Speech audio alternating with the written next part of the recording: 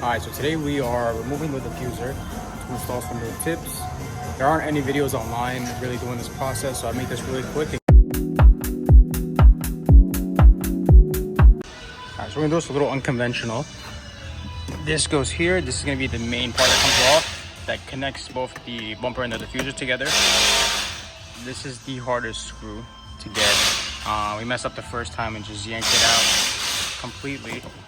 All right, and for this side, it's the same thing. We just took it out without removing this main screw. This is a real headache, and either you remove the entire bumper to get to this screw, or you just take it out. I mean, there is a hole here, but if you think about it, it still fits in perfectly. Look, there's a clip, and you push it in, it'll just click right in. So, I mean, this screw's not too important. I could put Tiger Seal just a little bit to keep it in place, but we'll see next. Now, certain parts of the video, I'm going to do a voiceover just because it was too loud in the shop. In this part of the video, we're removing all the under tray screws. And as you can see, there's a lot of mess going on because there's a lot of debris and stuff that gets stuck under there. So you just got to remove it and be careful. Now, something to note, those screws right there that I'm pointing at in the back, there's 4 of them. And those come off only if you're trying to remove the bumper as well as the diffuser together. But as you can see, the diffuser detaches from the bumper from the very bottom. So the screws that I'm taking out now are specifically only to remove the diffuser without taking off the bumper. And the last screw that I'm going to save is going to be that one because I want to have it in place as I'm removing all the screws so it doesn't fall on me.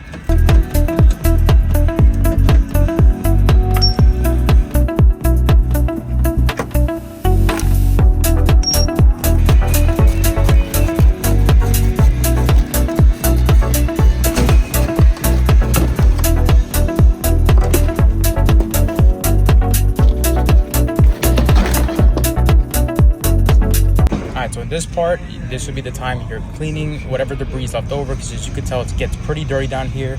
And I removed the muffler mounts on this part just to give me a little extra room when I was sanding the tips off. But that's optional, but that's what I did. Pretty open just to take off on screws. And on the top of the diffuser right here, which is going to be right here, those are all clips.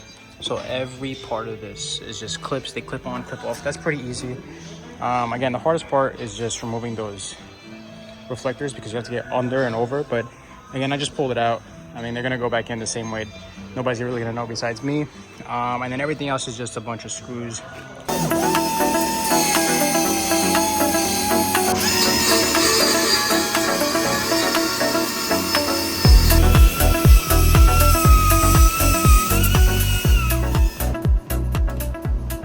Now, this is the part where it gets a little important.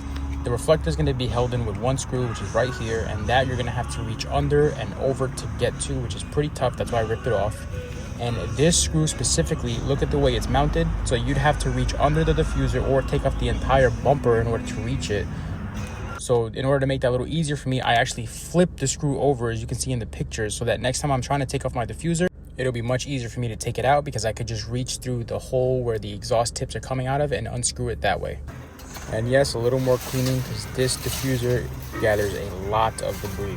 Looking back at it now, yes, it looks like the diffuser and bumper are meant to come off together. That's why a lot of the screws are only accessible when the bumper's off. But this would be the fastest way, in my opinion, without removing the bumper to get your diffuser off. And I know there's only 2 exhaust tips on, but the other 2 didn't fit, so I'm just going to return it and get new ones.